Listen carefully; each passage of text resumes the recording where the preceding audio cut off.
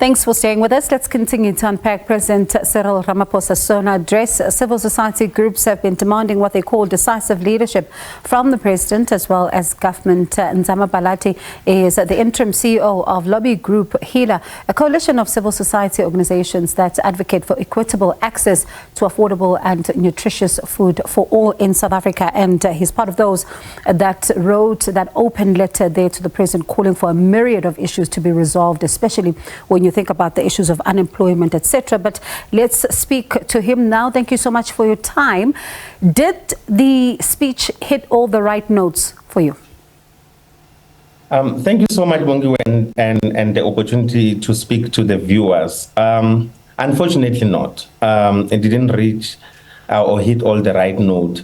I think what is critical and what is lacking at the moment is that the South African government needs to speak about the economy that is people-centered. At the moment of lack of economic growth or stagnant economic growth, I think we need to see more commitment from government and investment from government to small business in our interest as well as the small-scale farmers.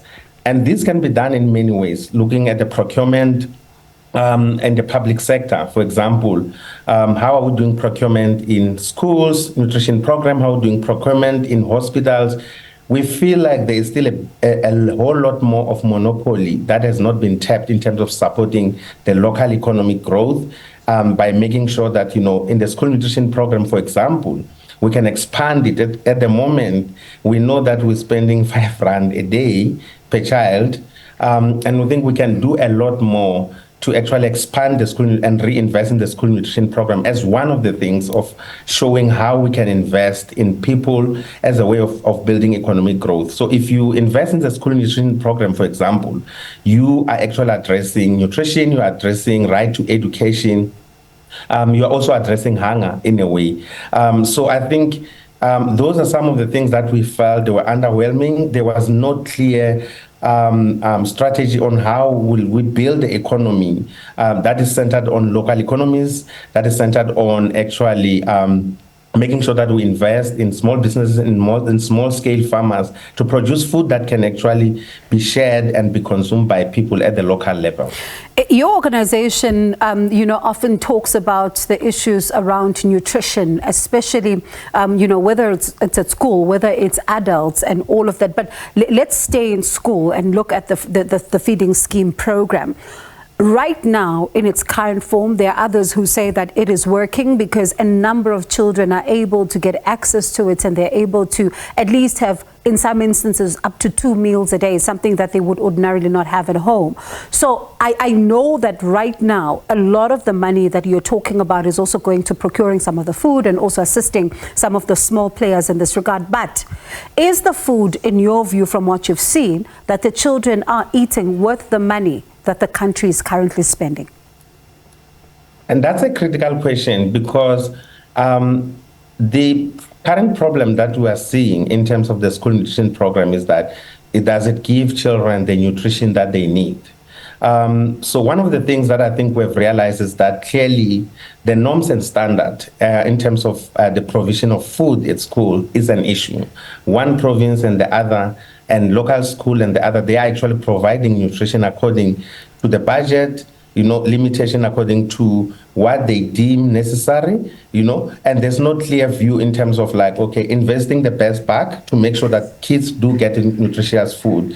So one of the practical ways, and I think in terms of building the economy, that's one of the things that have been lacking is what are some of the very practical ways of making sure that the money that government invests at local level, for example, as per schools, is actually empowering and building the economy at the local level. Because now the biggest problem is that we're still purchasing a lot of food, and actually a lot of food is coming from the big retail shops. And then that is actually exacerbating the monopoly and leaving out local economy and building, in local farmers, small food producers, as well as making sure that, the economy can benefit people at the local level. And those are some of the things we feel they are not cascading right.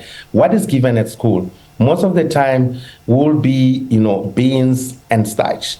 And one or twice of the time, there aren't vegetables and fruits that are actually provided. We have to commend government. Over 9 million children are getting food. And we must emphasize that most of these children, this is the food, the meal that they will have for the entire day. And we really appreciate government in many instances and school governing bodies at local level looking at how can they make sure that with the food they buy and the food they cook can actually take kids into actually having some food that they can take home for dinner, because we know and understand that a hungry child at school, it's a hungry family at home. And looking at what is the relationship between food and health is absolutely critical. And I think one of the things that we've been calling for, and I think we've seen government being too lenient, is make sure that you protect the population's health by ensuring that you increase health taxes. So health on tobacco, alcohol, or health on unhealthy food, health on sugary beverages. This is the money that can actually be soft ring fenced and be allocated in terms of how do we actually promote good health and nutrition for the population, starting with school. This is the program that can easily be enhanced and be a win for government and the population and all people living in South Africa. So in that regard, then, the president also talking about the fact that the SRD grant will be extended. A number of people, of course, are welcoming this to say that it does go some way towards ensuring that somebody does have something to put on the table. But there are others, listening to some of the political parties in their reactions yesterday, some say that the president should have been bold enough and start saying that the country will see a basic income grant, as others have been calling for that. So the SRD grant being extended, how far does that go towards ensuring that nutrition levels are in fact achieved in South Africa? Yeah, and I think we have to commend government, because we know any money that we put in individuals and households really makes sure that there is actually food at home in most instances. We know there are issues of, the cost of electricity and the availability of electricity, which is an issue which we must not devote it away from people accessing food. I think it's important, and we do welcome government extending the SRD grant, but the issue is that it's still overwhelmingly under the food poverty line, that we know according to the statistics SA, it's around 540. So it's going almost around 600. That was before we could speak about the inflation that will kick into this year. So I think it's absolutely important that we commend government, but also as civil society, we can continue to hold government accountable and show alternatives that can work. And I think the basic income grant, it's a safety net that can expand social protection and social wage and ensure that people can actually access food at the households.